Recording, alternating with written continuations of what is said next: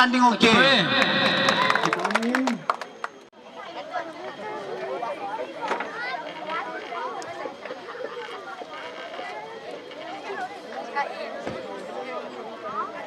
Hello.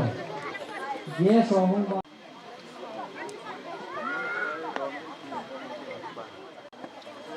Gió nó không lụt.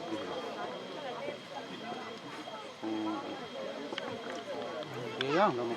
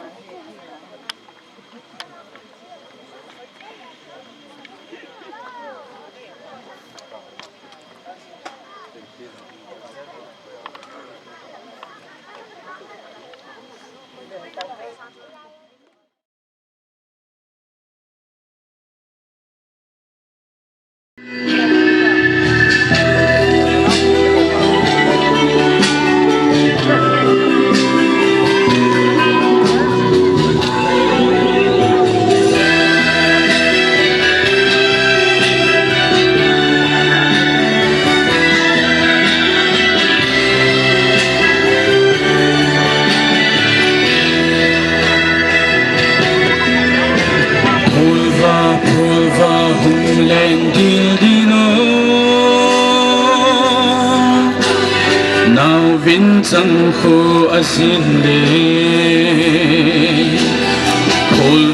Pulva hung lên gil dilo Nào vin chẳng khô a xin lệ He pa lun hi hamu thong go hamu He pa lun hi hamu thong go Lon hi da dem thongo hi da dem hepa hoy kapan hi po gam tu nahi bobe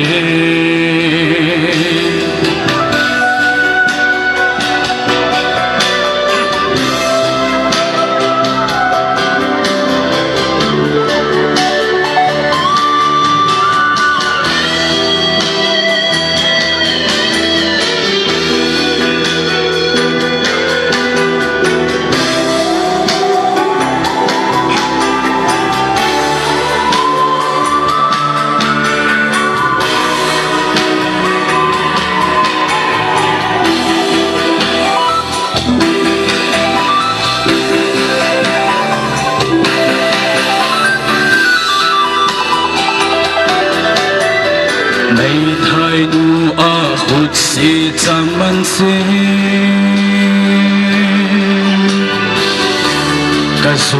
tuổi sang bằng đi hiện lộ tai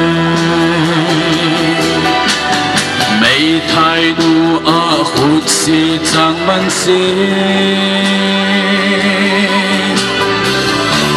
cả số tuổi sang bằng đi hiện lộ tai su tum ka kai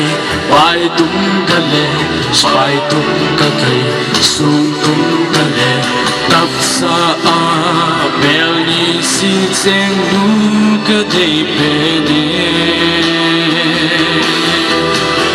tap sa a bel ni si cheng nu ka dei pe ne ni ka lu wa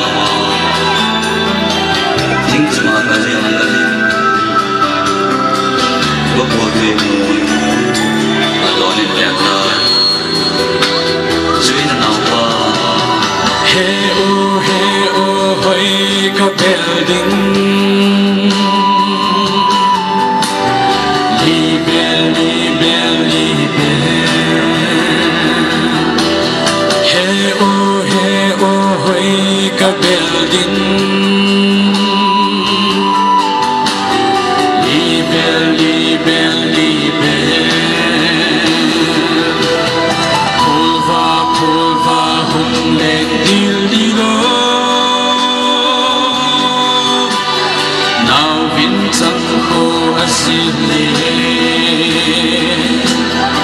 pulva hum lên dil dilo nào vin sam kho asin le pulva hum lên dil dilo nào vin sam kho asin le cái gì vậy ai khó sợ gì không cấp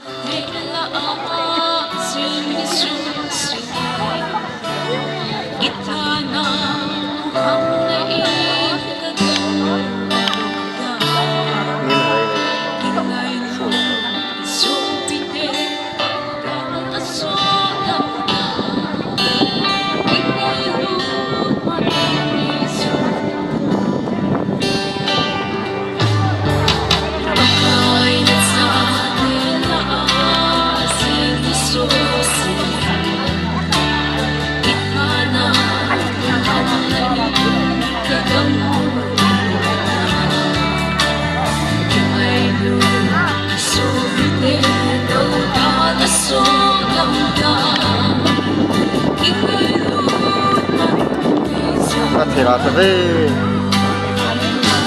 đợt phá đi đấy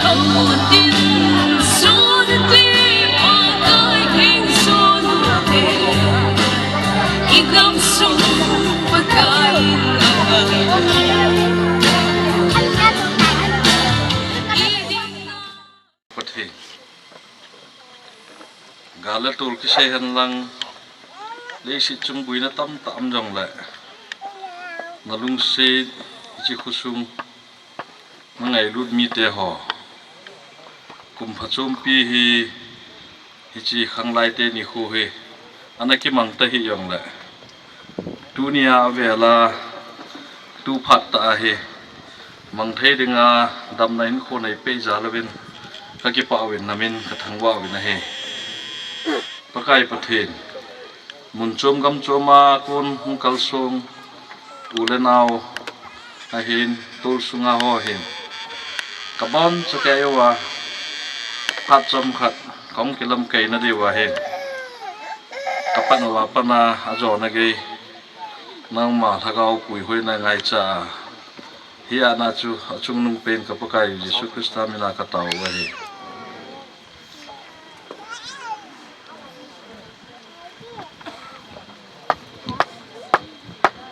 Invocation prayer involve pi upa LD Hemlun kipato in say win tun aban program chal na natin welcome address Mr. TH Lunyo President MCYC in apanong kilon tepante amas pen itabang phat phai piu pathian chu thangban mintin tuni hichikin gona dinga chief guest ai pan piu guest of honor functional president special guest special speaker chule distinguished VIPs la phat man tom ta ho na in da ba tuni 66 hinna mongko chepu yut rang de ya lehung pi jebin mongko chepu yut klap the khelin na chung che chung ba ki pa chu ti se tuni chicken gon hen kusunga yut wa hin chule kusunga hin sang sung hin still le kukinam pi adingin lingai lut still le ki hom tho samna ehin bu pi hen ti chu se win tin ke phat tan chu tan te ke pe ki paumin aban ani chal ki no hitin tu hin flag hoisting ichi punlap khai dona hi cha kin enela pi devin tu chief guest ama stage langa hin u chief guest langa hin amai langa hin hung le chun ki paumin te icha ding chu enthem ading chun khanglai te ho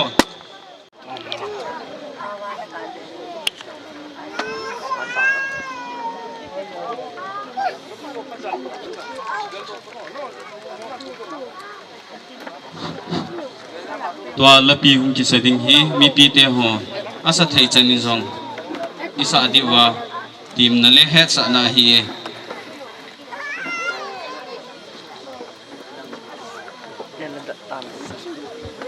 mi pi te ho ibon chawin an ding su ke u hi te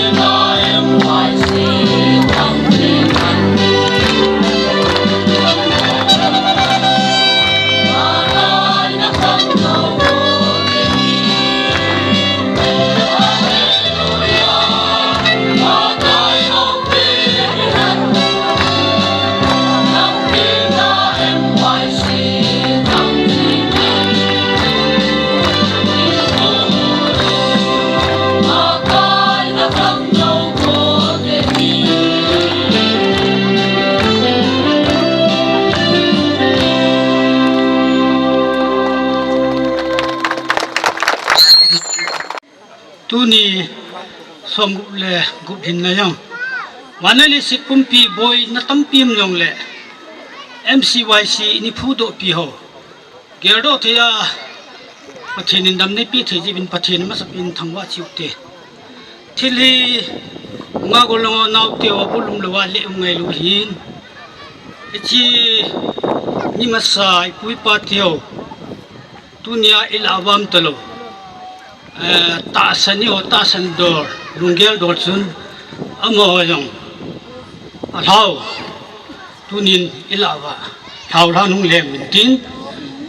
lung har ngam min yong le alo thei lo hin tua mo gel do na phat cham chai mun du hin chi ka chang khat chang ni se ka sei nom chu pui pa te ho mi ma son chi tuni MCYC Foundation sol na nga gan thei tho ba ni phu do pi pau pa sa hoi ta ni tu pi pau hi tua ang khang ding le tua nga ko longo hi mor sa men lo a amo ger do 9 minute khat se se hi jong le mi pi bon chan ding hu ti chit chanin ku nu ti minute khat chu a ling teng le ke ma sa sem pi ne yong le tau na cham phat kan mang di chu a chai ne te ding ho te kun chiu ti o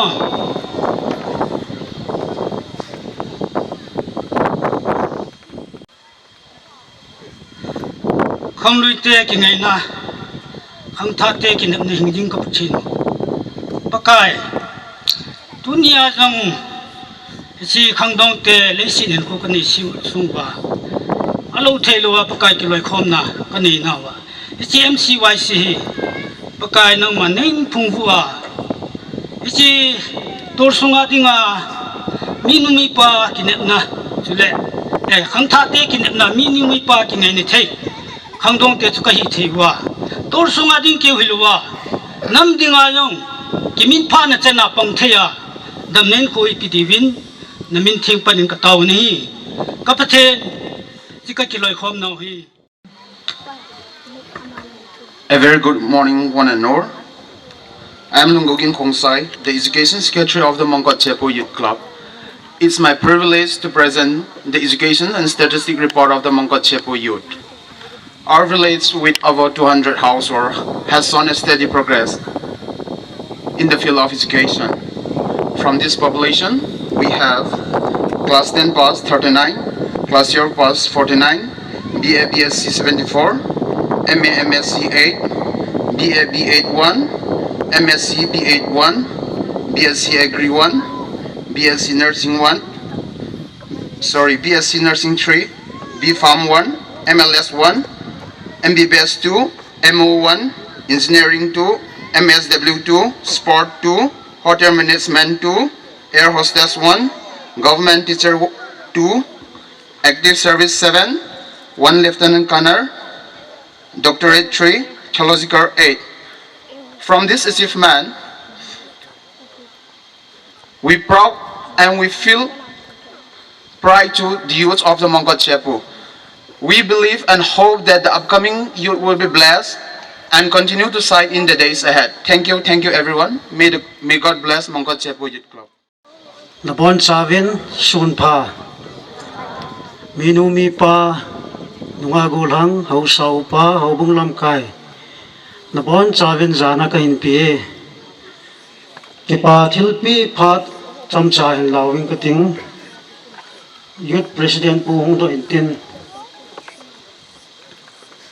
Secretary Puzong Hungin lang nunga atin din tilo sa hinsoy ano ahung lo zong au min pat akinosi chun ahung chengbo hinmin patangi amasapenin ichlai kusunga ko in pipo ama yung din do piula ki paminte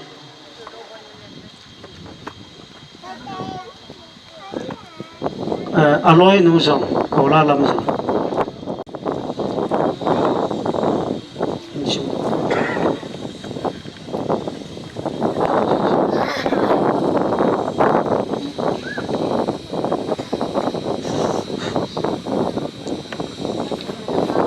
Memento presented to L. Hunmintang Khongsai, Chief of Mongkot Chepo Village, in grateful recognition and appreciation for your gracious presence on the occasion of 66th Youth Rising Day, here on 25th of October 2025. Your esteemed presence and encouragement have greatly enriched the event and inspired the youth towards greater purpose and unity. Presented with heartfelt thanks by Mongkot Chepo Youth Club MCYC.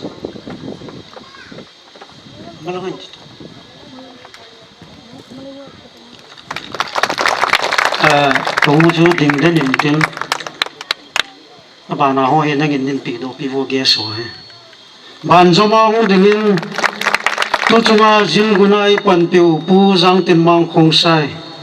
aloi nu to hu han le ke pa mente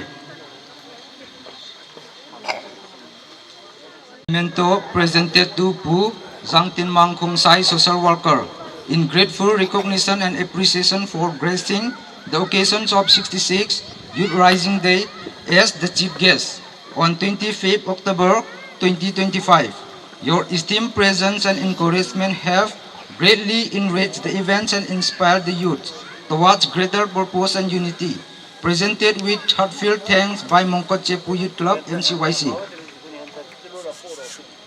mi pi no kola de beng ji ji wite abana dingin jinja uma ai hung pi u pu limang kong sai chule loinu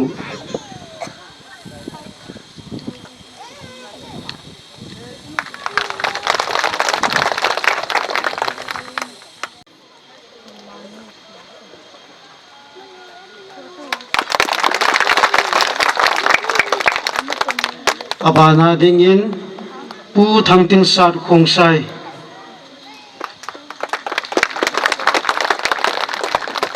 amo hi dam lo jian goti langana zulvin hija chu awu hin sol hi abanin tu chunga gas pikala dingana ki ko thuman tam ta tai sei pi diwa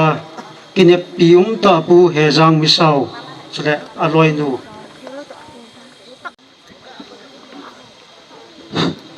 Memento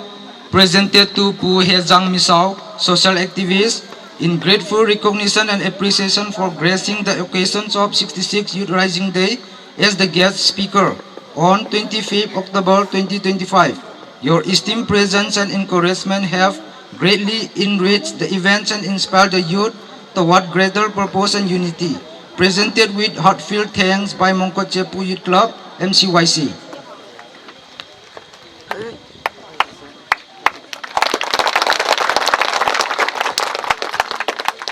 abanin tu chunga kin nei pai pan piu pu jam thang khong sai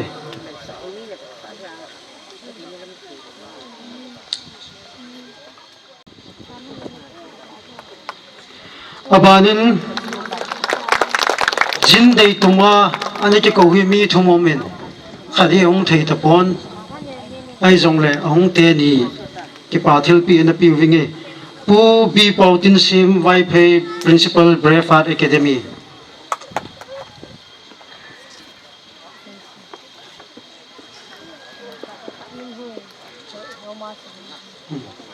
abanin Miss Marcy Kongsai Principal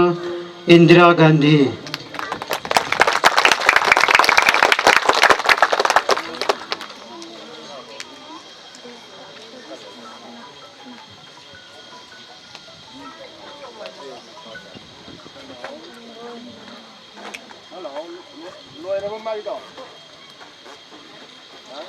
hi chen chun bi khadana chai u hitin avat jong om la yin arti so hen lang koi koi le chu ni ha lam le phat anala kit raw winge ka ke pa u ve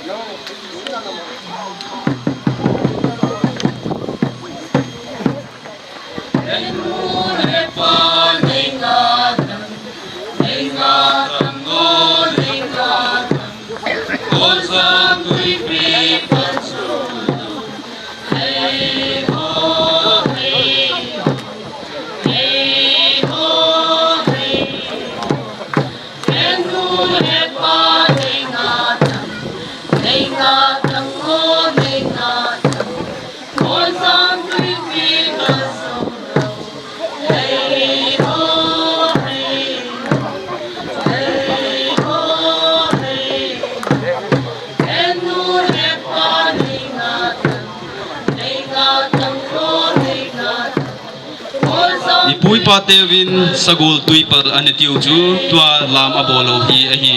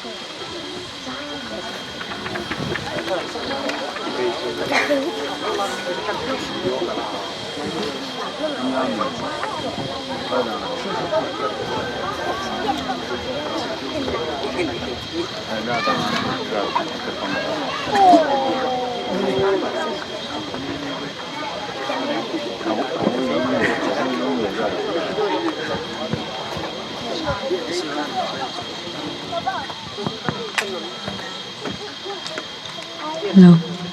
Tua laman bol diu hi lompi changsu atiu lam cho hi e.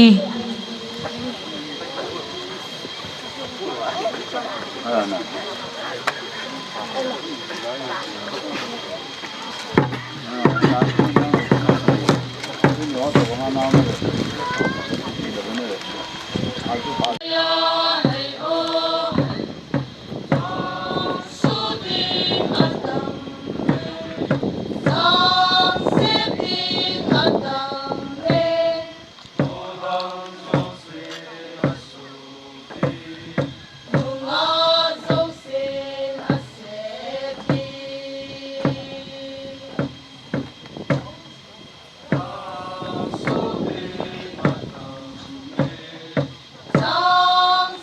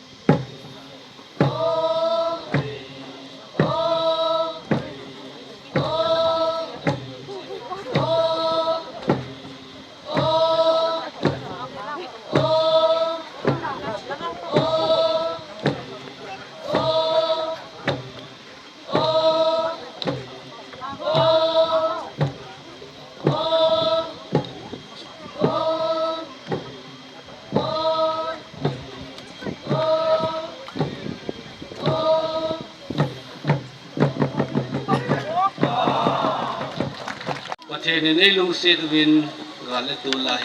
tu ni ho cái man cha ta bằng cái mang chân mà in là lâu cái hà lại hi lâu lệ lịch cái mà điểm sẽ riêng win hiện lại ho có thiên nên bắt thì bộ này ra gần kita bong phát im musa ho cái mà thằng bạn đầu thì cô bên trên chân mà thằng bạn hin pi bên he cái phát lắm ôm mình tu ni cái ghé là cái ngày tua cái hi lệ cái bèn tại là ya in cổ he cái lùng rong ở đâu mình hậu điểm thế nhau cái hipo in mi là dòng hậu điểm cái bol cái po in ta lệ khang lai thế khăn tàu này ding thu lệ ra em hỏi ông xây độ thế kia ông po in này hết rồi hết riêng thì lại cũng na hết in chỉ sọc đi riêng người ta không riêng hết tu nên khang lai thế có mà cái xây nôm cho thu ông tâm xây phong cái tiền sáng khát sáng mi cái xây akan ngã bay đi cái gà lệ tu lại hết khang thạ thế hỏi chỉ thấy mà ngài ta này gọi là chỉ thấy điều hằng gà đến ấy thật phổ biến hết tu ni hen tâm rồi hen chỉ đi thảo hen thế xe thì nón ta tâm kia thì thấy buồn ít lại khang thạ tâm ta thì ta bên này khổ phao tiền thu rằng tâm pi xây buồn thì căn chạy rồi sáng để ta hen xin nếu chặt bao thì có ha sa po thì pusat hi bên mấy sang thì khâu lại vào khổ bôi pusat thì ai chỉ điều ấy cho chạy na cái xây nó bên tiền cái dòng cái phàn ra đến phải sa thêm bắt cần buồn chia nó thấy đang alom cái những là bị đi bên tên thì bên này chúng ta để do culture group dance bộ họ cho mi khát pen nếu không có bị đi bên cạnh thì bên này mình bị thế họ còn anh bên chui thế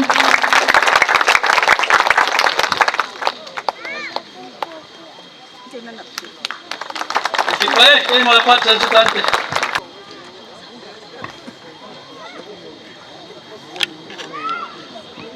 cái bom cái san cái bằng phát hồi đầm này biểuว่ามุสเปนินประเทศกระทั่งวัยgia đình lom ti tiếng lệ pastor solal tu sai le gia đình lom na atam be se jin tunin achom lam tain namon chikevin kazana le ngai lu naw salam kan bole ichi sungwa judde bol diu chungchanga naw te holam kai ho china hong bin hong tiem bin ai dia ke ho hi tho hi a hi ka sung be se lo kan hi bin tuni a kong ho ko hong jong hi nói là gồm long khét sa anh cái mà private personal là không đa na cái gì hết tan ichi dấu chân cái không đam mô neo cái không này gì ini thum ni ta bang hi ina cái lúc riêng hiện tu ni khôn dòng về leo chân mi cái xem là cái xem này cái lò mấy thế ấy bang anh sa cái xem này về leo chân cái tụ bé sẽ xả lầu điêu cái hồi xả lẹ cái điện hiong lẹ hama cái anh bò là rút té chú lẹ có sung mi ngày lúc ra là hama cái bò là cũng cái số là cũng run thế zin rong đầm này bị có tiền cái thằng vay này cái ta bằng mình ghé sa câu tiền lẹ cái chi các bé sẽ xuống nó phải hóa ra họ phụ bị nhiều là cái đồ mình câu phải hiện xuống quyết định phải hiện cái mà sang ai bị ham sẽ gì lại cái lòm gì à kinh trong cái lòm đâm tia cái hình sẽ nhìn zone chiếc gas pan sẽ chụp kinh trong cái này cái bị bén tăng hạt rồi hiện tu này cái chi ngã là hiện bị chẳng khát đâu cái sẽ bị lại phải đi ham tì cái lại ta chỉ cái đúng thì mà ông cái lăng khát chứ chiếc gas pan nó ăn xây tan tu ni ni khoa gel diwa tu ni khang tha te ni khu ti mai lao hen khang tha te gel diu te pi pe na ka gel do chu hi le bible la yang min episis bungup chang khat na hui ne wa ko na in sim wa cha te ho no nu na pa thun nungun ti ho sim pa hu chi episis bungup chang khat pa hi ka gelin tu ni kho a khang tha khang dong ho thak lại hon inung ipa za bol hi minamu thei pathin lisi na patin inu ipa hi ti isu milau diu inu ipa ya boarding le isim pa patin jong akipa hi ti isu milau diu he ya he minu mi pa din muna ding ho zo sin icha hi aphat ding hoi ding ki de hi no hoi mo diu ki de pon na phat diu ki de na chi na tip diu ki de tu ni nu le pa ki pa sa sangin ka sa hi khang tha tam ta am tan hi chi e ho mongko che pu khang tha hon ki khel sa utin tu ni a kunin nu le pa ki pa sa na khang dong khang tha hiu ti ti chu kai mina kan ti mo he ti chu khat na hin tin ani na in khuzol khuchen do la hin ka be hin ke hi na in khat ga sei le min amao hi itabang khu ham iti ke wai ho mam ti amu thei pen hi ahung maljin hin lang ahung khalo ho hi jong le jin hon amu ding khu ha kitu mam kitu lo ham ti amu masat pen chui le khusung lung dik ahung lu ding ko na lampi lampam ave win anen abu oven alo le thopal akiwa thing nam thing hi nam ti hi ki ve masat pe ni isi hin ai thea hi le khusung mi au sapu hin au sa se ngan si the po ho zo si mo pu na hin khusung long thing set al hau tin khu pha ding kun ho thopal hin lang get hin lang ipi hi jong la thing set na koi la hin min e ho hi o ma ho wang ki bai ho jin a hin dan ko sa dan hoi je ke tu me ti amin za na jong e chan bi we ti hi ani na ka se hi na pol win na thing po we ka ti na he pui ke hi na a hi hi tawng chu hi ja le phading ham ti a i cheng chu point ni ta bang hi aga se in tin holim thiam lo ka hin ka gel khama phading ham ti a chom cha ko le win hang tha te tinga thim jil lam pa hi le 80 se the be se jong cho he pun do ting le sar he jangin i tho chu thulu lu thuman tam ai se pi ni hin i tho che ngai kit ni hi tai ti chu ke man lungel ai chang hi ki chi nga len ki sei la phading ham ti a chu lungel su tu wa kan se in tin mi hem hin a se hil se wat le ki ngai da moi tin ka phat man chen chu hin tin ke ki pa en tunin ai di in lai ka hong pa ai ani chen na hin tunin ni khon mong khot che pu ko pi sung dam ta khong lut thei geong ka ki pa en ka neu lai a ko na mong kot che pu ka he jing hin ma sanga ka na lung dong ji in mong kot he la phata i pi ding a che pu sa ham ti ka na lung gim pi pen chu hin ya tu ni a he ka hong lu na ai dia khang tha ho nang ho ma sanga ga din de tho ga din do te jong hi pathin in dam nei pi jal he jin pathin long ka thang wa in te la nang ho jo si chu jong ke pa tu ka se ji i chen chun tin lam ka ya ho asang ding a lo au ma hi le ke ma ki bu na kham o mi ong ki la la tin phan ti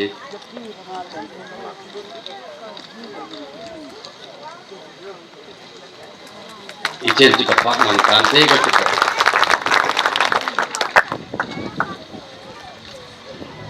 ki pau win ki pa men sun bai piu ko ten long pi na ko po pu thang tin sat u pa ka hen ama chum le ngai ngai tam ta ong ka sei pi theo hen che ya ning han sei ding dam ong pon i ha pi net tin chi envelope neo khat chi nga go lang ken pi te te chi chu yen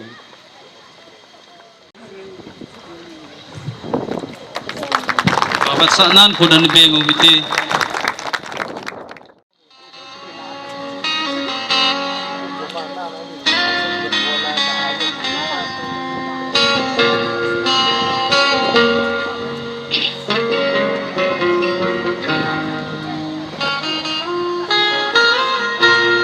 hilei se hin kho ki khiel jing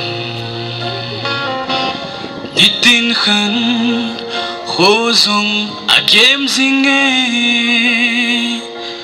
china van lai zo agitai ti đi hi na ki tul koi gam tai ngei lut na kim zin satam su mai mô linh mùi dầu tai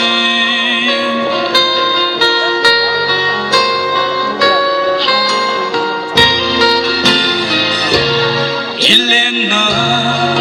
vang khu mùi dầu tai malai hen khô bạ bằng mô dầu tai mù phan lai bằng ki chẳng hạt tai ki chẳng ngay lút na đi vang khô bom dầu tai ô anh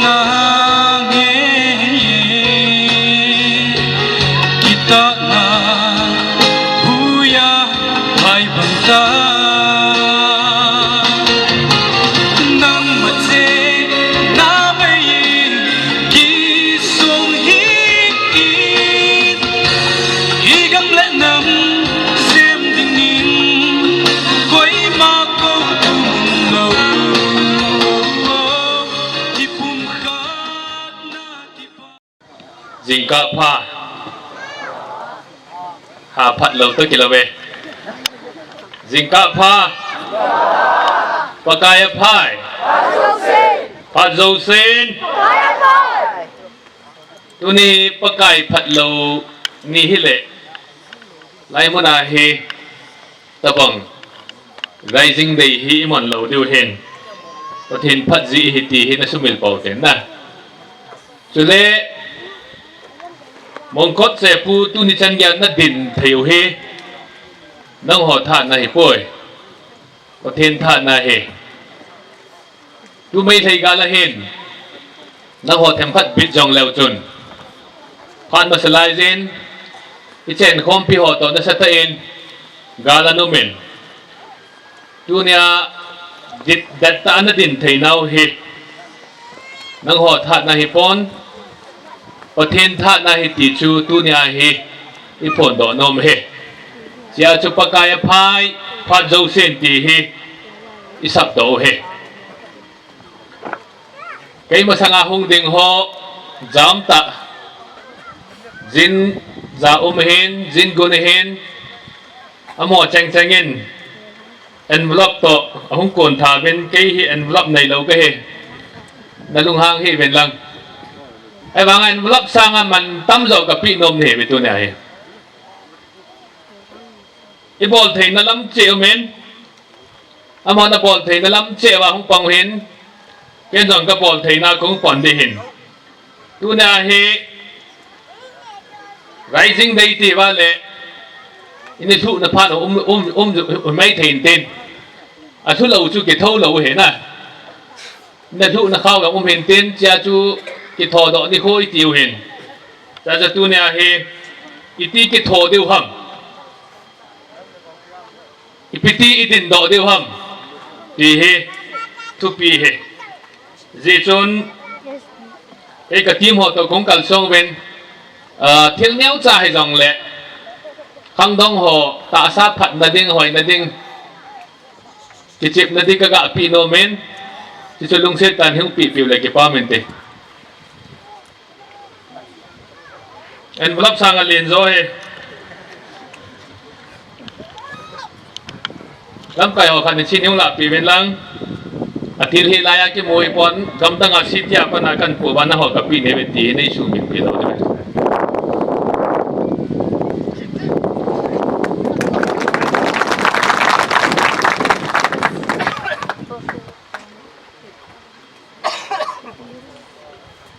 hoi laya pana ki tho diu hang ti hi tu do len ta ding he rising day ti le from where do we rise chú tu độ liền quên đi tiếng hi. Ken ka say chú, we must rise from the ashes, and we must rise from the same. In ilo, thu pi ta ikisem ho vut ei su pi ta ve hichi vut na pa na chu ikitho do ngai he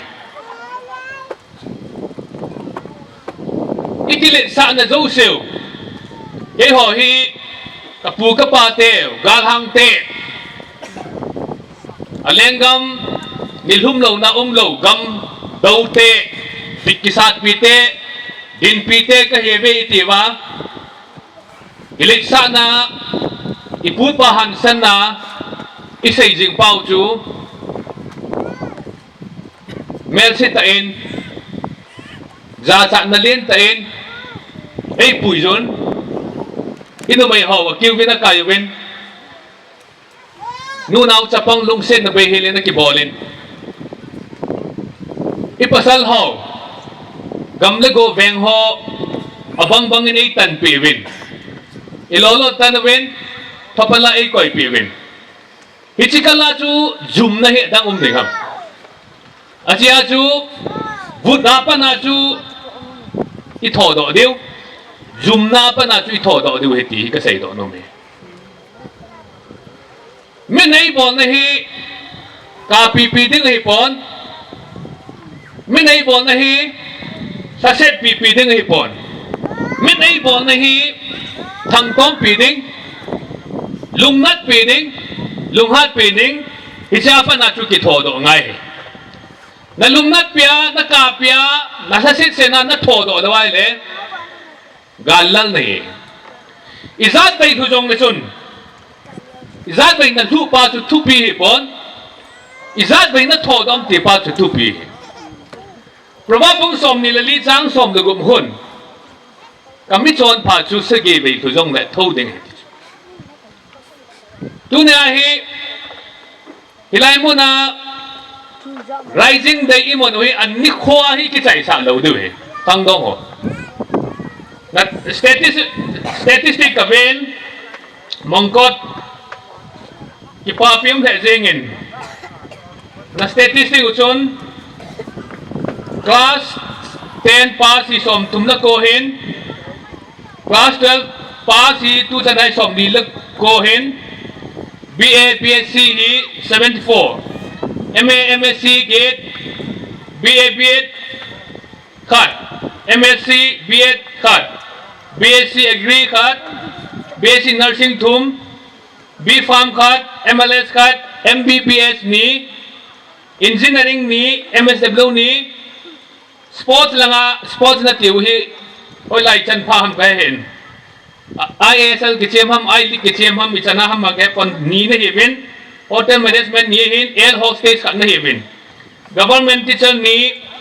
active service hi mi sage chela jan lieutenant colonel khat dong dom ke bin doctorate thum theological mi get I think that's a pride for Mongkot Sepu kusunga lo ne zan no mam ti yong hi ki sun thei la bang chen phadidan kusunga mi pa sa bai zan no mam ti yong ke thei le na chia pa na tho do ngai za su ka sei he rising dai ne ai hoi na si se ven min mo nau cho ki sei pon ai pi hi le tu na khang dong ho ka chi ne zo sa ka sei he we must take our revenge phu ki lao ngai an jon ka satan hoi lai pa na tho ding ham min in le lo hau sa pun jong phai sunga in tu pita sa atu na vut su chu ichi vut a su pa chu po na pia ka ding he pon hi cha pa na chu tho do ding ngai dan chu ka sei nei ki pang tan tu chungen CPO Central Police Officer ading in exam moment Manipula mi som gup la gup ai mi ta chapa ta chanu mi som gup la gup min lo sin na nen India pumpia ki ho lim na hi min ichi ho zo se chu am ho chu they rise from the ashes they rise from the same hichi ta bang hiding a tu na he kusunga youth te ho na ho challenge sa hong pe cụ tiếng Anh nó kêu cụ tiếng Anh lệ Rising Day thu mòn ngày hệ thì chia cho tôi này hệ mình ấy nói xì pa hệ à về lên xây cái này cái tiếng cả pi tiếng ipon sa set pi tiếng ipon thằng tom pi tiếng chia cho nó khá nó bẻ nó kia bỏ ngày tôi đi hilaya Rising Day imon hi amo sa amilo sima sangan na preparation pau cho nalam kayo kanin kolin sir tu chan hin zani tan naga tong na live edit tu ni ajlai ki lui do ho hi nikhat ninia lu ding hen ai wanga ahong ki go nau chu cycle lang ang phao kang pok pi phao hoi lai phao ki go na pa chu hi chi sakhat masang pe na ki go na pau chun tu na Rising Day ni imon sa theo hi ya chu khang dong ho lo thin na ki ti hi mitha siai lo mel hoi ki ti ho mitha siai lo miral phunga phat vet masanga ding ding jing ho ku mitha siai lo kamit hoi nam kana hoi nam kasam hoi nam ta ki bebe jing ho ku mitha siai lo amo ho ku mi pon thoi chu achia chu te chon ki hoi sa ho hoi jep te ti mi ki chi sa ho jong a ching jep te ti tu na hi I bol na wa hi min ei bol na pa hi ilung thima ko ya sa sit pi lo po na thang to ma hi chi thang tom na pa chu ei ma ki tho do na nei ngai ni a chu ti lo wa le tu na min noi si chung no ngai bol nau le tu na min in ei go vut a su hi a chai na hi lo ni a chia chu tunin Rising Day it's not only about celebration na hi ikichai sa lo it's about purpose hin khoa the purpose ipiham pathenin mizo se purpose niya sim to gun nei khana nei hi chi celebration hi kusung jun ho dinga ipiham na to gono tunia na sim do hi hi aban celebration ni le tunia hi mi zakhat hi le aban celebration nya khu mi zanial hin na dinga chu to gun ngai chu hi chi to gun pe chu ko pe teng le mongko chepu Rising Day na man wa hi le hi chi chu Rising Day lo mongko chepu mi zan na produce hi mongko chepu ding se pon cooking nam pum pya ding tula doctor na naibin MBBS na naibin lieutenant colonel na naibin doctorate to moment icho si hi silai mongko chepwa ki chai hi lo cho amo si hi nam pia tinga sana hi cho nam pia tinga go lu hi cho tuna khang dong ho lai hung lam ho ban no moment na melo jong hoi thein na dong we hoi thein ai wanga na tup le na doi pi ham tup le doi pe ya chu ki thau do thei lo what is your dream without dream you cannot rise mo tho chu thei lo he khang dong zo sen you must have your dream if yam na dream u tu ne ai if nong hi nom ham tu ne min ki sim na hi ba na pang ne na ki got ham na ki got lo ham apang dia na ki got na le phu ki la nei apang dia na ki got lo wa le mi cha vai ni na nam dinga hin lom lo na nam dinga nei lo om lo anjo a chief guest pa na saitan pasal na hi la mai cham ki kha sa tan syringe ita sa ki put dam pasal na hi la hui theng hop tang ipisa mai khun hop ham pasal na hi le tui theng don tang ipisa chu a tui jong hi lo hi chi kha chu na don ham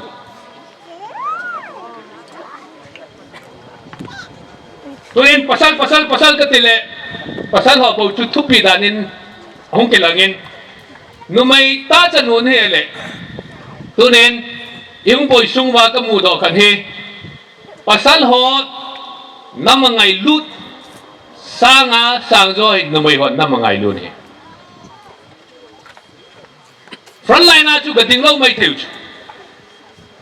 ay banga tu sa ila sa yan lang mi to kidinte na yan lang sipay to kibot na yung le inumay teho ahan sandang pasan no mene nongan mehet lo diuhin igal saruhi za chum chumay saruhin langay pasalhon thala kita ma tinguhin numay hohi mun pinahi thusay na theya sa iwa zi na theya aji iwa kisapi na theya kisapi win numay hong pasan no beja chu numay ho jong na thodo lo ko BA sima now e sop na ding bat piti ho chu cho chu na lung tim wang na gen lo du numay khat na ya le pathenin naw nei dengan na sim chu hinan te jong le naw e sop dengan na ki bol lo di ka sai lo na chu na cha te ngai lu hin ka ti na hi lo ben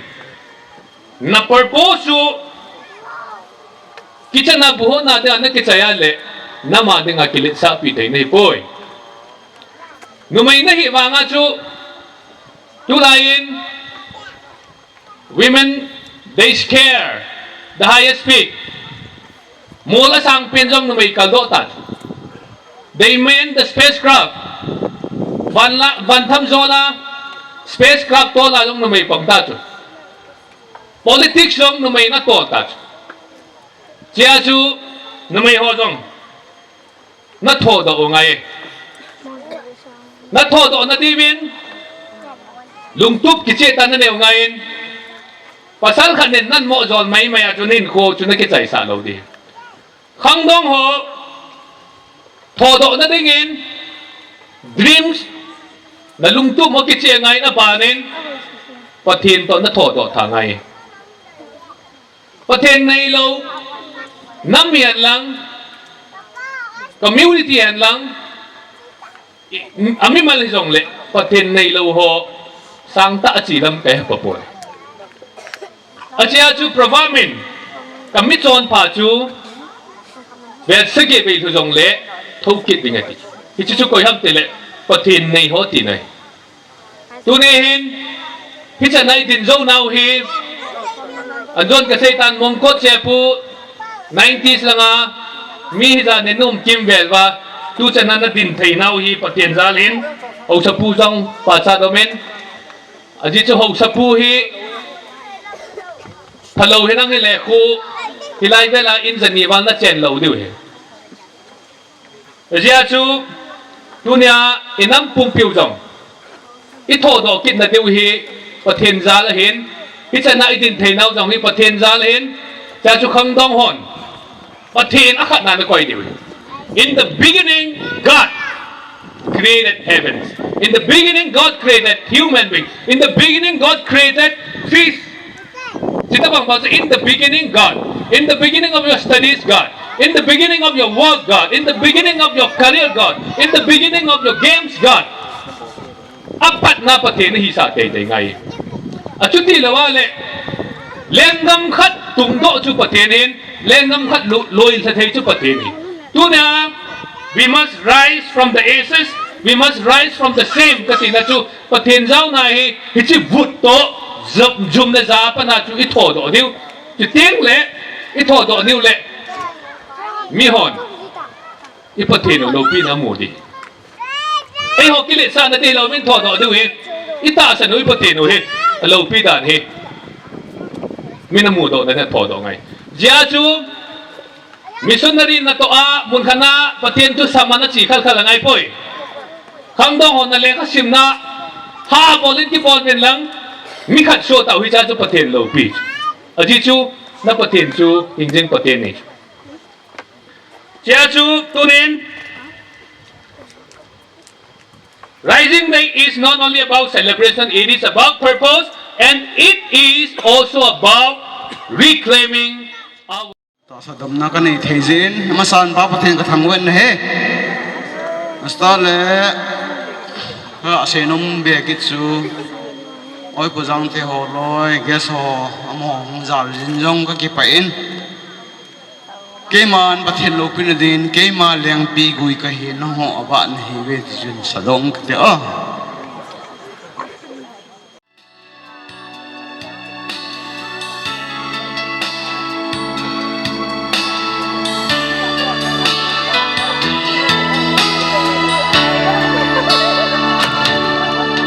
kema leng pi gui ka hi nang ho aba na hi ve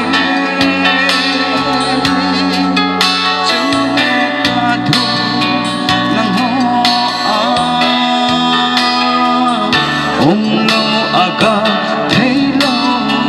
vào ngã chung nắng ho trong cây ma ana lâu lệ na ga thấy lo hết đi nắng ho cái giá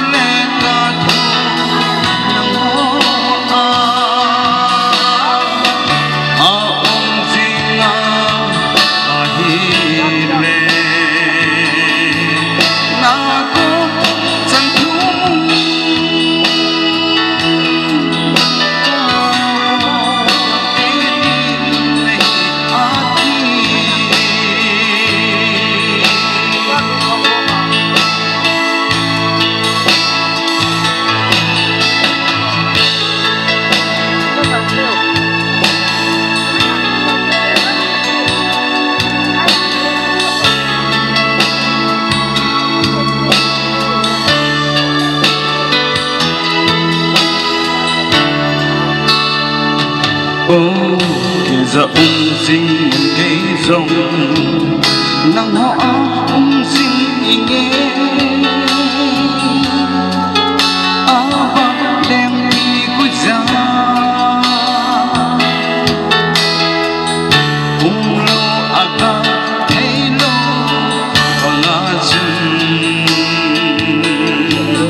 nắng họ trong cây ma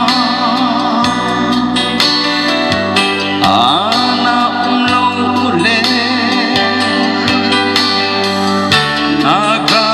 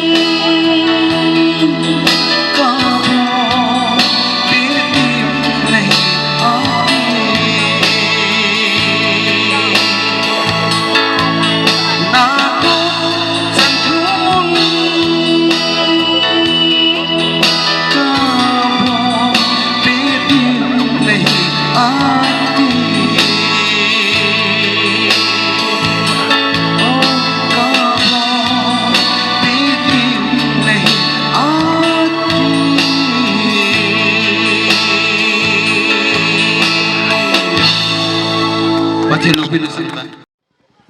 kita bang phat pa em sawa masan pa pachen to thangwa na piu kin sule jadi nga kilom tuni jinguna ai pan piu hin jin jau mahin special guest hin amo jo siyong ka jana ka hin pin chukile sunga minu mi pa chukile ko khom pi ho so hin chukile ho bung lam kai ho la bon cham ka jana salam ka hin pin ni tuni program to tong khat tu ilungim man hite aji chu lam kai ho in hani la thuma hin bui piwa ilaya guest ho ding sela ina ki khom ka ilanga mi pia to ring lo lai ji ja chu ha tu kun dang chawang kul le khur sit bo lo ring ki he ji chu pian pila kani le gi ho phat bin kita bang khop khom ni kita sam ta men ti jong le tu nin min mi pa tham khat na hung ha li men ho chuang ke pa thu kan se kin ni ji chu ta ken program tam ta na sa ten gu mo jong le yo in ha lo le program mo tu pan la be tu chung in dut lam ka hong ka pa cha in sum da pai ni lo win akal song win yes hoi ta ta an pe ho ro win atung chu na youtube mai vet jing keu ata sa ta live fai vet lo tunin bu he jam so aman live fa holim nei bol pi win ke yong tom khat tu sei ding lo se ka ki hei roi lung lut ta ka ngai le ke jong ni tong khat win jong le ama chungang avelin ki pa thu ka hin sei ki ne tuni hi mi pi tang ho lai hin belo lai hin koi ma koi mo pon ai chu tang vai lai ji chon ki jong le ngai lut nei ta mi ra yung ha ki ji min jong avelin ki pa thu kan sei ki ne phat jong ka to sot thi kon jong le trong phat ko holim na chan kan te ki pe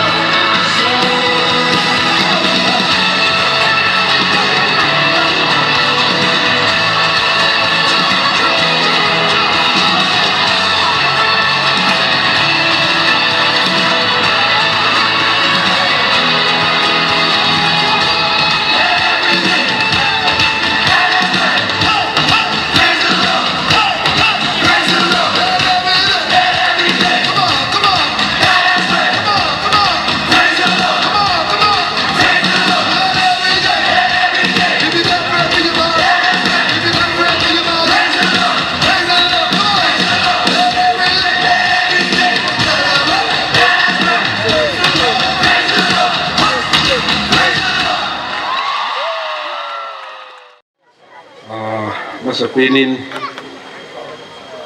kay kung din do na masapin dinam say na masapin hizin kung din do taya kung din jong patin kain tangwain tule tuni ito bang program kigong hohe help follow dinam ay makikigel follow na lamatsu invite them ki boljein kay di nga ita bang program wa hi ka jaw na masapin ta bang jaw hi di mong ko na program ki go ngahin ka jaw ko puin kay di nga masapin di ding hi ita bang pat pang thei di nga pathinin pat pai pia chule ho zo se jong tu ni gule dai ima chai su boi the lo hela ki khop khom ji bin program hi chai na lang hi jong le tu chan ge pathinin ai ma pui ji bin pathin thang boi num halang jawa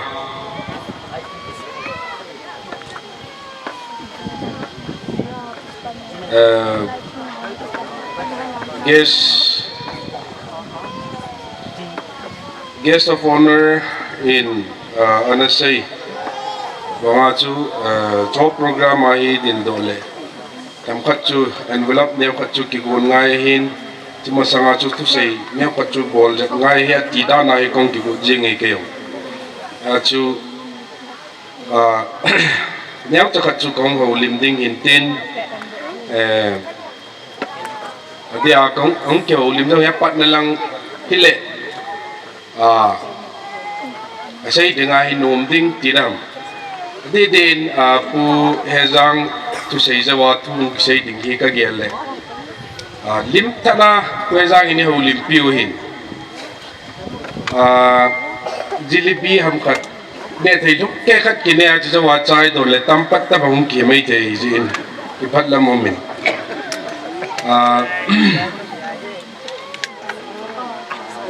pihile youth rising day hijin they are youth ya dingin neo chakhat seu hitin inam sungu he lamkai khasam tu neo chakhat kasai numin hichi dia tua chu nu le pate dinga chu ipi kilo jong le phat he tam jo chie hi ta ja chu yutte hung ki gon thei na dinga ne pat ka sei num hin tin nam sung ba lamkai apat sima mi pi ki pin naw le ilung hai lo na pi nu lamkai ila sam thu hi ipija ko na chu lamkai hi la sam jiu ham lamkai ding mong chu ping lo mong hi bam a hi lo le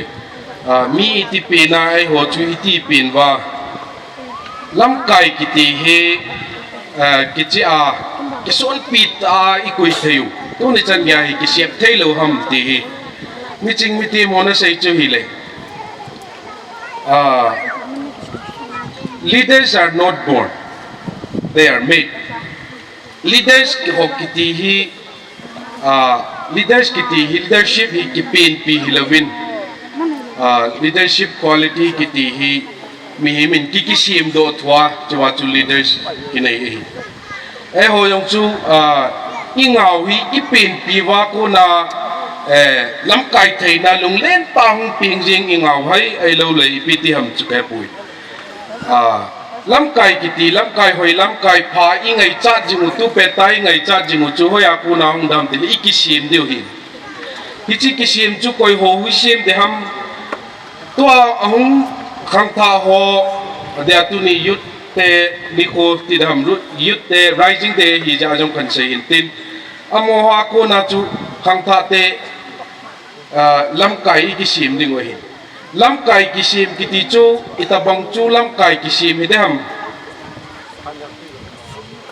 Greek te khu milin milal te leisit chunga denga miching mithim tamna pen te hi vin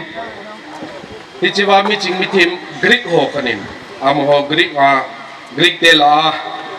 atu sei na chun mi hem kiti hi zat tumin homin akhat nahi zat tumla akhat nahi normal citizen agam cheng mi angai idam agama cheng thei mong mi agam cheng mi normal citizen itabang ho chu normal citizen kiti ham agam cheng mi iti tabang ho chu kiti ham itiale ama sei dana chu mi hem khanin lungel hin naya mi hem chau se hope adenga lungel hin nei thei phale ama chu normal citizen ama lungel pa chu mihim atan khom pi zo si ho ma lungel ai nei thei pa le amon greek te ni cho chu normal mi na la bi nei ewa he thei ni la sei le ama chu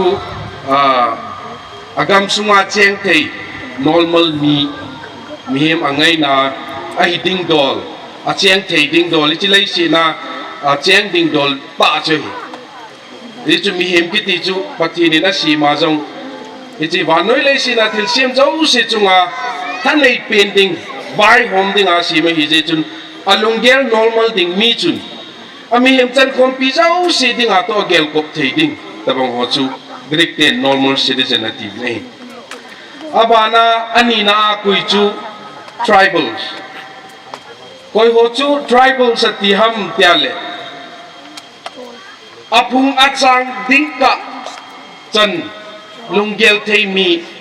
apung achang kho kalawang alunggel theina lasam japta didam ama apung le achang ka chan bo lunggel nei theya thil khat na khat a to jong le hi chan ka alit na pe na chu apung le achang chan ka bo hop jawan na tong thei mi lunggel thei mi thila bol jong le hi chan ka ho ma hin bol jing mi didam ai chu hot tabang chu tribals ati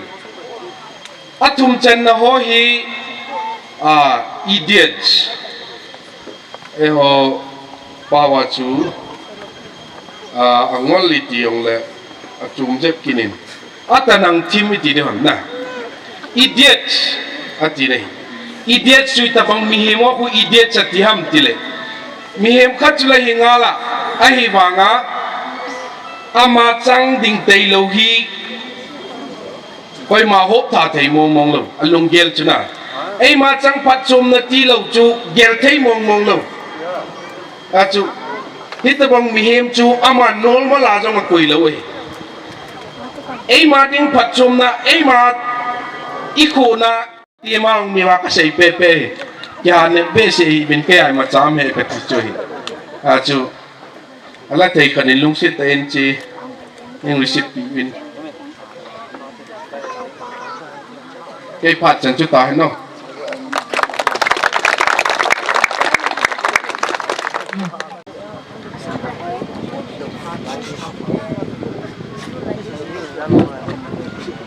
Ibonovin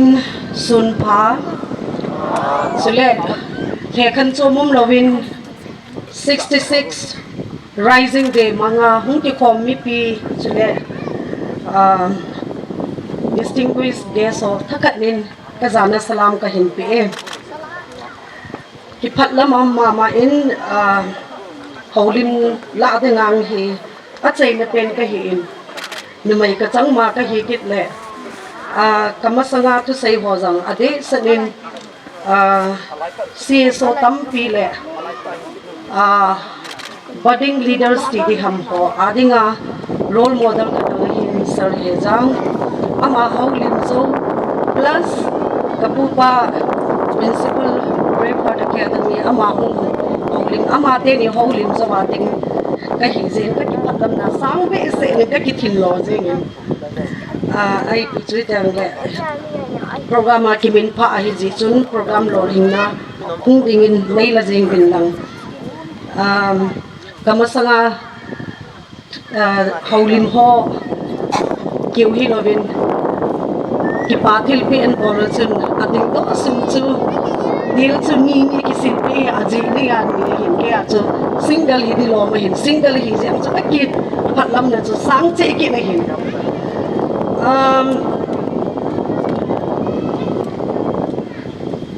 a hi te chana chom lama kan sei di hin school a hu ka ho lim ting le ko za ho le student ho hu na parents ho ka ma ni complain jivin mem nu tu sei a saw wa le ti jivin tu ni hi ke dinga tha be kan sei do ding chu am ta pon ipiji nam ti le kamas nga hung ding ho ka sei ma banga chu a ho le mo chu kim sel ka sa in hin la ka hung din do ta ji chun envelope exchange ki bol ma ho chun chang khat chang ni sei nom chu kin jang ka nei ki phat lam na se diang chu hi thei lo hi ji chun hi chi 66 rising day a special guest an hung pan pi diu he tia youth club lam kai hong lai le na chun ke ga ding do lang chun ka ki phat lam na ho ka sei ding ani nga pan na ti ama nei pan sa velang min bang cha chun sa da bo ti ding chu kalunga am hin a hin ke ni ma ka sei mo sang chun kanui na ding do in ki tho del ding hi win ki ta sa to ding hi win hi ji chun program lo hin na a no unu nan min pha ba le hung jaw di he ti pat chun ken sei ding ka nei ki te hin tua ha ta in seo amasanga lam kai thu yang i sei ta win nam thu yang i sei ta win ama se pena hi ke hin thu yang til ko na thu yang a hi po in question raise ka bol no ma hin tu do neu khat bang zo kan nei no min kum som gup le gup hinna youth rising day iman pau hi mongkot chepu akhanga lam kai ang hu ki khelin members anga ki khelin statistic isi mobile chun kinapi ta chu I hina ve ki ji chun pathini thangwa jing wen a hin statistic nga ho pu changwal pachan na a hi in hi ji chu khuin ikipa piwa I khuai ki buhin a hin tunia question ka raise num chu kum som gup le gup establish I hi zo wa som gup le gup raising day iman ni kho wa hi tu chung lam kai ho a hin masanga ho hin abana hu di ho hin as a youth club mongko chepu youth club hin ichan gea hisi statistic hun ki sim do ho la chu ei hon ipi role ini play bom ichan gea pan inila awam tiang chu question raise bolo ngai changbala khatlani minu mi pan aham bola hung pachan ho chu mai changa inei jing na lai diu ham ma kho te ang le hi ji pa chu question ka raise nom hi aji nam ti le youth kiti hi kusunga de nga youth club khotil chanai cha le youth club umlo na ku chu be set lo hin a hin as a youth club in jani chenna khwa youth club hina chu tu ni chan gya I hon ipi achieve bol do wam ti pa hi question ka bol hi doubt ai lo le dem nan anila pautin makhwa youth rising day in man kit ting ole chun youth club men jang hi chinu hi ji pa pa chan na chu hi chan gain role kani nei ve ti chu I sei zo wa tunia statistic I phon do wa mai pa na I nei pau chu hi sa nga ngam zo a chu statistic I phon do wa ki hon jang hi chanin pan kala ve ti chu I nei the na ri wa question kan raise hin abana oi ni bo kan sei hin chi question chu sau ta chi ding in tu alam kai ho hin abana lam kai hon jang I ki gel ri wa ka dei sa ja chu kan do hin ani chan na hi the youth of today are the leaders of tomorrow ati hi Nelson Mandela na say enjoy kusema na say male mi sala en kam tha ki tiong chu hi be set pontin hi jiding ang chu kapu pa na la doi tan ke adinga chu ha ding lo ei tin makwa leaders ho hi koi hitata ama ki hot na a ama kamfal ji a hilo wale pathina ha ji ham ai lo le sum le pai nei ji ham inam sung wa hi bana le leader hi makal min sumle pai ho je ama chu president na kilan gari heile na dinga nei je cha ma chu general secretary kilan ham reason tam pita am he ai chu hi tayang le leaders apha ahang san kiset do na ding chu amin jang chun punang tin minu mi pa role sang join kamuin hi chi ka seilo na pen hi ke ma jang thang sunga si so leader khat ka hi in koi in sung chu chom ding in ang ka gian pon minu mi pa pan la na asange ka ti na pa chu i cha khat chu thang sung lam kai na hian lang yut kla ma lam kai na la neu cha post khat an tu teng le lungam ta a hang san ta a kusung le hang sung le nam dinga na an to na ding tha le zum thamun na gil kho na chu minu mi pa pun lo wa le lam kai cho ma chang sen ching in tin ha in tin a chang vale na mai za nen ki ho na yang le alam kai pu na chu ling lo de ti hi kin ha ta in ka mu do omin kum hiza chunga hin ke so ukulahin education secretary tam thum lang kani po in abana tam kan hi joint secretary ka pun to a he mi ki ve dang ka hi thom dan hin tin ukul district adinga chu VP administration ka tu in thanglam kai na hung ki to sunga ke man personal ta ka mu pa chu kan sei hin ki je a chu kon kha chu tam zo chu acha chu lam kai dang ho chi na ta lam kai dang hon bor na ta hi chu no ho sei ngan hi chu no ho jaw ngan i cha teo i lu i su neo ai le tu nia hu ki khom chang nu te ho hi koi mo chom na im po vin khusung hang sung nu te ngan hi vin mi nu zo si chun acha chu hi ta chun apang si te le koi ham hang phonga hang san ta a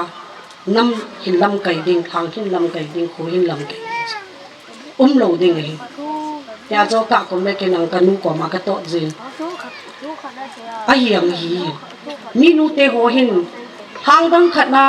lam kai khat hang san ta a thu sa ya an phon do ong chu ki pa pi jing ai lo wang le chun mun khat na chu a don bu the nim lo ting ai i pia bo lo ham lam kai bon tiang chu i ki lo hen nu tio ai ba nga chu ai ma cha ang ni teng le chun i sol ngam po be ya ai ji a chu ka hin sei do in tin lam kai pha tua yut ho ki ti chu ma kwa lam kai hung hi ding a hi in yut te chu ma kwa lam kai pha lam kai hoi hang san ong hi na ding a chu minu mi pa ki teng la ade sana minu phat thai na minu to sat na minu gil kho na angai chai ti hi tu ni nu te ahung ki khom chang se ko ma ga sei hi i bo no wa ding in ke ya ding mi ya ding bon che ke hin atu mai sei utin you are the leaders of tomorrow kititi jang le apat na pa na chu ikipat lo wa le hi chiwang chu a hi lo wei tai hita chu aning ning ai ki si to wa le za ni sa ki sam lang le ISL hei do pi ding le asam ding chu anu pa te win in kuna apo ti ting le ko ham adal ding poi lai chu i dal ding chi hi iji chu ngai da mo bu si ka ve le tu lai tai ka khu jang le nge mo tua ka sai point ni cho hin youth club point number 1 akan sai pi pen na chu pj a question ike do to ham tile adang district dang sai daw ti in okul district ngai ku som le khuli I umben alhang pia ichi na pau hi pi ham tile youth club hung ki gel do ni ko chu ipi ti la ki gel do ham tile sports bonding a hi lo wa le youth de cho thana man ding ji teng le bo chun I gel do ji ya chu chi ko san kan bai ka youth club ling ta a ma le ama role play ding so tam thang ki bai ko na in pi no ya ke so me ki ti pau cham tu hi ukula hi ki manga hin hi si tung zo ya chu I bet na le chun khosung ki bai ko nai ho sapan sana yut thanai nai ahin ithanai na pau hi ichan ge a khosung pat chong na iman cha bam iman cha o hi na man cha ni nga i gel mo mo nam tiang hi makwa lam kai hi han lang tua lam kai han ke hing le ki gel ngai youth club kum som gup le gup rising day ki man hi mo tu hi po hi ahin atam za sa in banale hi chi kho koi kho ti chom am po in sports boarding thing lebo youth club igel do win rising day chotana night concert to azaw lo ding ale son youth club ki gel do lo hi minu mi pang hin o sa ki vai pu nang hi koi mani mo gel do member ho ngel jong hi tu kun youth lam kai hon sports gon ding he gon lo ding homo youth day iman di we iman lo ding homo hi chi bo se chun confine evolve youth role pa hin ya chu nidang pha dang le chun kusung youth club meeting duang chun ki sei jang chu ki sei ang le tu ni ka hung din do ta je chu ka pu nat na zala kan sei hin nei na zala kan sei hin tu kal tu ma in youth club in nei o hi in sports sai lo le rising day te lo bin jang youth club ki ti hi aman sana tampi ume ti hi ki mang cha ding ki gong o te ti chu ka him tin no me hi chete ni point bo chu ka sei ding hi in ka kum ha ma in envelope neo khan hi kan chain imacha hi jang le tham khat be ong lai be hu na khat ai lam kai hon ani man thei bi win lung se ten chin ki san pi go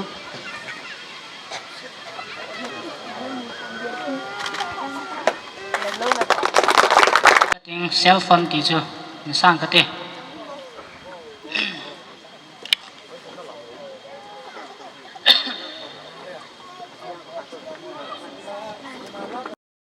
sanoya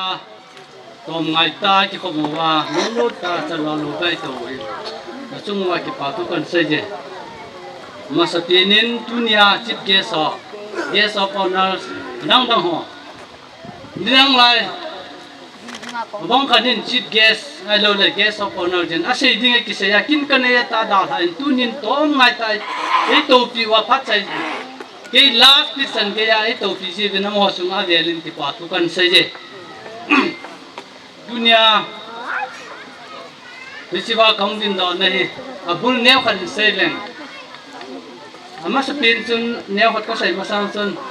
ni ho chiwa ikipun khomu dunia chiwa in hi ikise ngai ji wo ye diwa moto ai sa no ya ji wen unity strength victory ati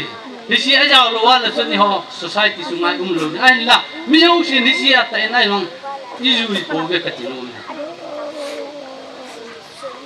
dunia cilaya thong bin do ni kati October 2 October tama nga ko lang hon June hon so serva ka bol wa hi ka na le diset dan cho jim lon chi wa so serva ka bol lo ve ti a chu ka ge la le no ka sa hin min ni sano ya ko sung biang sung su thi nga ta hi ni pin pong hi yang te tu ha don ne ti ta janga ka thot ti le ni so ja la chu tu na hi ba hin din do sa dan le Jisu ama wa thanu wa biang sung kusung asu ting wa la sun tam hi yang le ta saron ni wa sung tem ha ta pi le ama hin iki to pi te vin te ta chu na yong se mo na in min pau hin ai hin la ke jun i tiang bor te yong ka nei kon i pi tu sei tim yong ka hi kon thang sunga lo le mi la lam kai tu sei tim yong ka hi kon ai la kusunga jun hon ti san ge kinet pi te ya ei ko wa ta ong program ma alo ling na te dinga in min chon sa ji din jam ama ha sunga ki pa tu kan se ye tu se hin tu ya sai bong chon bi jo wa chip geson tam ta se pi ta wen so zo se chu mo sha I ko wa ni ju lo wa la sun tu na ki se chi wa ni sano ya hu wa ni ko tha su ma nga ai lo la phat su ma nga yung hil na I se ti ho chu ati a chi ku sunga zut hon ni so chun na chui wa tham khat pe na la lo wa la chun pan na hi de hi tu na chi wa ni ku tha din de ma ni tam ta na su mang wa tu nya jong mi ya ti ni ku tha na su mang hi mo se de hi giờ chỉ mình xa lâu tiêu duy thì ngăn chú lệ là thì ngăn tăng tại xây pi bin giờ chú chỉว่า unity strength victory ati pa hi chỉ hồi am con ham tele đi cái xây ngày tiêu hi tua nhóm cái xây ngày lâu hi cô sung hi na chun tua hi jut day jut rising day itimin tua ilaya tu ho hi koi ma sa jut jaw lo so để tao ngồi ngó cô lòng jut lam ka hon jaw chỉ cái tao ngồi chỉ vì vậy isu po with a meaning a puro lo so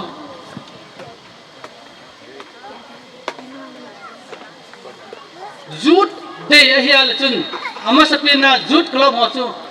injan ya chu member phar khanum na mission ni na hin diu chu tua kiswa hong ke khom ho hi mi som nong na hin lo diu chu nila service ko la kun hibang sin so kit diu chu hi chu iti ga zone hi jaham iti ki sei ngai na iti unity sei dam hi chu jun hon diket diu tu ma sanga to hi kum som gup la gup iman o hin tu ya hi si hong ti pat ti la ya chu lam kai ho nunga gol ho ki sei ngai win yu te ipate inu te ipate ho chu class 10 pass ang unium lo hin class 8 class 7 atam pin sun ken metric e fil result sun khaya I body he si bolo te tinu mote te le yes atile ki thowa bolo ani lo hin tule num ta man no hi sunni lum ke jan kwa ke koi ma support do lo wa I pot do lo ti he si body we ti na ki thu ngai hi tu in resources su sila ya class 8 9 10 pass on ani lam kai wa to hi MA BA na graduate jawas statistics na phone wa chu sang ta le khasim ai lo le khan to na tam ta nei nam tau chu ai le hisi khanga bon chu sen ya cha ki sei ngai wa le tu khanga hi iti ta ki sen ya hi pan ni lao han ipi meaning apo do ham chin unity strength victory ti su ti cho hin I ho khusum te hi le nam sung wa chi hi iji thowa isei thowa aju ding ni im lo pau hi I hak sam na hi yesun ye tu ma se jo wa tu pi bon se ke ya speech nei hon ges omonor son chule VIP hon tam ta isei pi tam hi so chu mo se ai ko wa pan na be ya ila lo wa la chun tu na tu sei ho ding ma chu la pan chu man tam lo lo hi yo ding a jam be so sa pa na khan tau na ma sa na I nei wa tua jam jewa ka sei bonga chu nila le kujin pha le ayawa ew sang chu ta bang program tua si tu pi pin hin ti chewa jang hi na ki kim lo hin hi si ka ve na le ka lai na ka pu na nei no ni ko ti man ni a no na pan nom lo wa la sun ko ham aba na ko ma hung pang ding chu nam pi ko ma hung pang ding chu heta bang tu pi ngai ta in min sei pi wa khusung wan wa ko lang ka tia hi so ngai nom lo wa to ta ma nila ko hung jin pha le lai dim te ana ki hop ding chu ka ge la le ka pu na nei tu kal heta bang hi nam lo deu a phat dung ju ja khan to dung ju ja neu khan ka sei len 87 88 lai ja ngo holang lam kai ka ini pon sa bin len khom ka bol lo le ilai chu ni aha khuwa yang sim lo hi jan khuwa ke chu nu pi pong to khwa no mo hi ai le hisin la chu mi hi a che ki buta atot thi mi tam ta min apo do ro na ngai lo de he ka ti le ina chi di hong sung ti nu len to na ki ngai han na ti ahung ti kim so tau chun len khom la khat ka sa tau no ka man san kan tau te ka ji so mi them har khan na ki kai do la chun a chai na sim ni chu lo ti hita bang chu hin a phar dung ju ya chu tin na kin diu khan to dung ju ya chu le khan na simo yo hen na alo le gam tina mi chan nong tam ta na sim do ten tu khang ta hon isi dung ju ya chu tu lai a stress a phat to ki to hi pha no na kin diu chu and they sa na chi ne hot kan se hin tin di to yang to so ta wing su no su ni san no ya hi chi sa ni to yo hi ki palam om nin ti yang le na kinem na bong chi hi jang le tin no envelope ne khan na pi wing ka tin ka tu sei na sai tang ka tin ka sei khier kasi wala mo yang le ngai dang bilang asing wala mo yang le nang man ang kisu ko dita wo ke po lam kai ho pa nong bilang ipite ho khut ha beng beng ong te ki pawmin pa thui sebe lam kai ho alung kim na tau hi ni om ne ichini chui ti ham ke ti la jin puna ke po ho hi adam mo ai lo la lam ka tui ka ipi ti ham hung hung thei de nam ti cho chi chu ki lung gim pi a hen dam sele na mo ong hung bien ong hun wang chun lam kai ho hi a ke chol ki ne pi ya ke chol ham mi pi di na mi u do nam ti cho jin gun ho ong hun wang che che cho ke lung kham ki ne hi chun ground hon pa ta ka chun ni lung ke chol po i ngai to sanga i kel sanga pi la pu nu la pa nu ga ko lang te ho tam ta ke hok te ji chun no chung ai ke pa tho be le kan phong kin he ji chun ni ha le kin ni kit to hen i chikin na yo chu nam tha su ke wa i chitin la chu kyang jin guna kong pan dei tan i ke ho lim khom de be le kan kin kit we chule a chai na in tu ni ni khwa ho so to ki ke ho manen khunu khopa numai chapang apon chahe an kong so khom pi re ti chu an ki ke ho han ji chun che chaw lo wa program te ho ki chei tin le tu hi jong le kam khat jong le na khom che te ta chu no yo se ko ma ve la lam ka ho ta khela kan tim le we a je chu program kar ki bon tin le sei hil to hil lam ka ho hin i cho tin le khat ta bong ke ho se ai lo wai le lum nu mo da cho num ji he ai lo wai sei hil chu mit an na pun ji an la se khi ji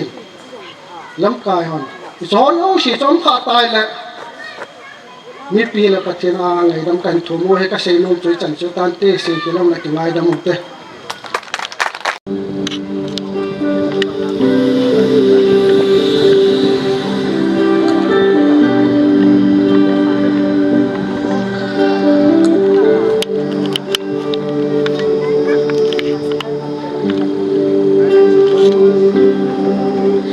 Adam Levi chun sweet al hadon sin Edel han tim sing nu ya su in katagui na thi san zalim mi chon se tim kachang ta ve o bukai thang va tia lo nang bu hi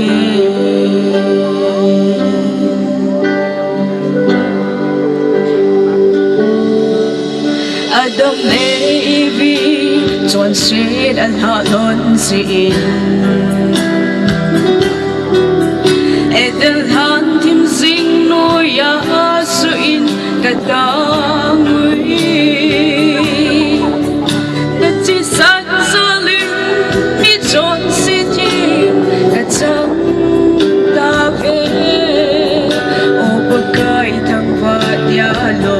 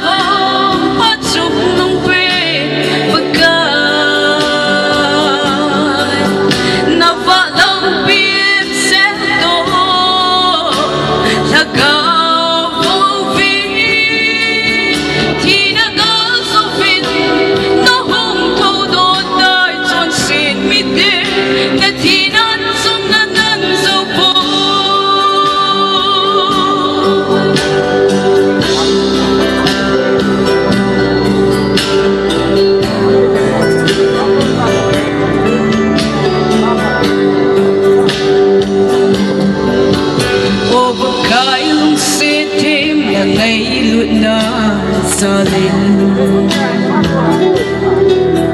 thì đã chung ngập buồn lọt cho cả hoa đồng sang người buồn vì lẽ ai bị chốn về đi ngờ thà đây về ô alo bị nó kita nghe nghe lụt ngầu hi